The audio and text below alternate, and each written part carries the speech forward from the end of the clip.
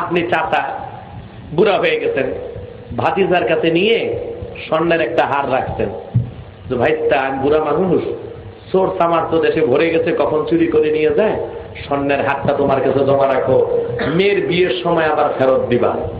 বুঝলেন নি? আরে কথা বুঝলেন না?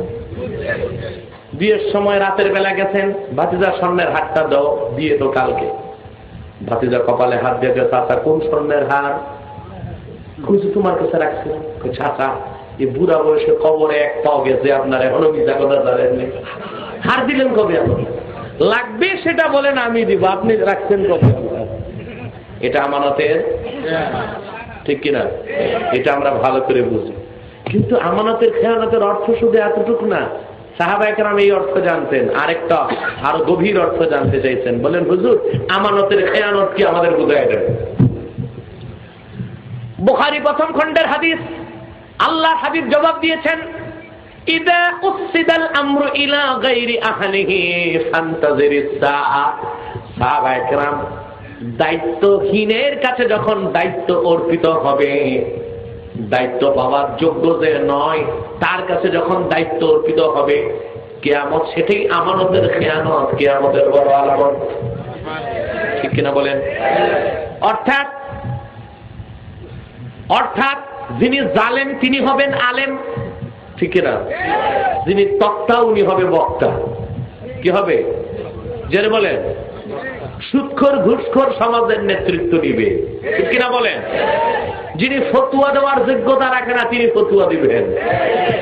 এখন ফতুয়া আমাদের জন্য ফতুয়া নিষেধ করার জন্য হাইকোর্টে রায় হয়েছে, কিন্তু ওনারা আবার ফতুয়া দিতে পারবে, তাতে কোনো বাধা নিষেধ নাই। ওনারা কোন ফতুয়া দিচ্ছে জানেন? ওনারা ফতুয়া দিচ্ছে নারী নীতিতে কোরআন সুন্নাহর বিরোধী কিছু নাই, এটাও তো ফতুয়া দিচ্ছে। এটাও কি? আমরা ফতুয়া দিলে তো কি হবে? অপরাধ। আমাদের জন্য ফতুয়া নিষেধ করেছে হাইকোর্ট, কিন্তু ফতুয়া বিরোধী রায়কে আমরা বৃদ্ধাঙ্গুলি প্রদর্শন করছি। বাংলার মাটিতে কোরআন সুন্নাহর বিরুদ্ধে ফতুয়া বিরোধী রায়কে কার্যকর করতে দেওয়া হবে না ইনশাআল্লাহ। এক সাগর রক্তের বিনিময় হলেও তাকে নস্যাৎ করে দেওয়া হবে।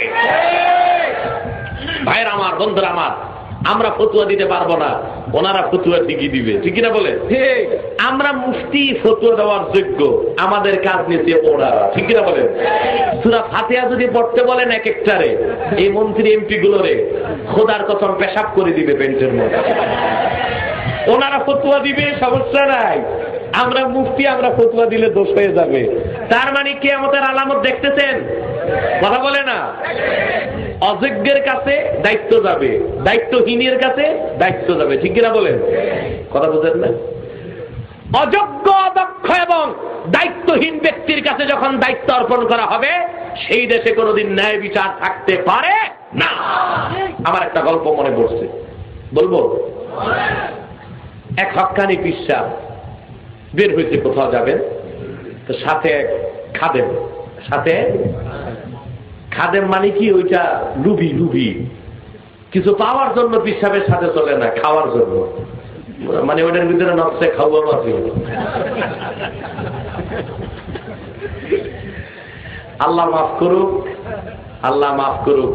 নকশে খাওয়া আমার কোনো নকশ নাই। এটা এক লোক দুষ্টামি করে আমারে বলছে একদিন, এক ভক্ত, বুঝলেন হুজুর আপনাদের মুখে শুনি নফস 3 প্রকার, নফসে আম্মারা, নফসে লাওয়ামা, নফসে মুতমাইন্না। যারা বেশি বেশি খায় এরা বোধহয় নফসে খাওয়ামা। আমি বলছি না, কোরআন হাদিসের কোথাও নফসে খাওয়ামা নামে কোনো নফস নাই। ওই যে খবির, যে চোরের কথা তুমি কো বেশি বেশি খায় মানুষেরটা মেরে মেরে, ওইটার নফস ওই নফসে আম্মারে, ঠিক না? খাদেম একটা পিসাবের সাথে রওনা দিতে, ঘুরতে ঘুরতে ঘুরতে ঘুরতে আল্লাহর ওলি এক দেশে গেছে, আজব দেশ। ওইখানে যে দেখে দামি জিনিস আর কম দামি জিনিস, সব জিনিসের দাম এক, দর কি এক। ঘিয়ে বাজা খাজা খাইতে বড় মজা, খাইতে না না, আসল কথা ঘিয়ে বাজা খাজা খুব মজা। আপনাদের এখানে যেটা বানায় এটা তো ডালডা দেয় না, সোয়াবিন দেয়, ঠিক কিনা? এটা তত মজাও লাগে না। তো ওই আল্লাহর ওলি যে দেখে ঘিয়ে বাজা খাজা, তাও 1 টাকা, আর মূলা এটাও 1 টাকা শের। সব দর কি? স্বর্ণ ভরি 1 টাকা, লোহাও 1 টাকা, তামাও 1 টাকা, সব 1 টাকা। আল্লাহর ওলি দুঃখ করে কবিতা পড়তেছে, আজব মূলক কি আজব রাজা, টাকা আছের মলি, টাকা আছের খাজা। আজব দেশের আজব রাজা, 1 টাকা শের মূলা, 1 টাকা শের খাজা। খাদেম রে কয়, এই দেশে থাকা যাবে না কেন? এই দেশে ন্যায় বিচার নাই, অর্থাৎ ভালো মন্দের কোন পার্থক্য যেখানে নাই, ওইখানে বিপদ যে কোনো সময় আসতে পারে। এখন মুরিদ যেটা এটা গেছে খেপে, হুজুর আপনি গেলে ভাগেন, আমি এই দেশ আর সারতেছি না, এত সস্তা ঘি ছানা এগুলো খাইবো, খাই আমার লোভালো আছে, আপনি চলে যান। তো বিশ্বাস করে দেখ, তোর কপালে দুর্দশা আছে, বিপদ আছে, যা থাকে থাকুক। বিশ্বাস চলে গেছে। মানে এইটা ডেলি টাকা 1 টাকা 2 টাকা দিয়ে 1 সের ঘি কিনা খাজা ভরায় ভরায় খায়, বুঝলেন? ভাতটা তার খায় না, এগুলো তো দেশে খাইছি। ওইখানে তো ভাত যা, ঘিও তা, ছানাও তা, স্বর্ণ যা, লোহাও তা, বুঝেন নাই? সব সমান। ওই দেশের মানুষ কোন মূল্য জানে না, কদর জানে না। এইরকম ঘি খাইলে আর কয়দিন লাগে বুঝেন না? খাইতে খেতে খাইতে খেতে একেবারে তেল তেল জমে গেছে। ঘটনাচক্রে একদিন ওই দেশে এক চোর চুরি করতে গেছে এক বাড়িতে, ওয়াল ভেঙ্গে চোর মারা গেছে। কে মারা গেছে? দোষ কি চোরের না গৃহস্থের? দেশের সব চোর পরের দিন ওই দেশের রাজপথে মিছিল বের করছে, গৃহস্থের ফাঁসি চাই, চোর মরল কেন? কার ফাঁসি চাই?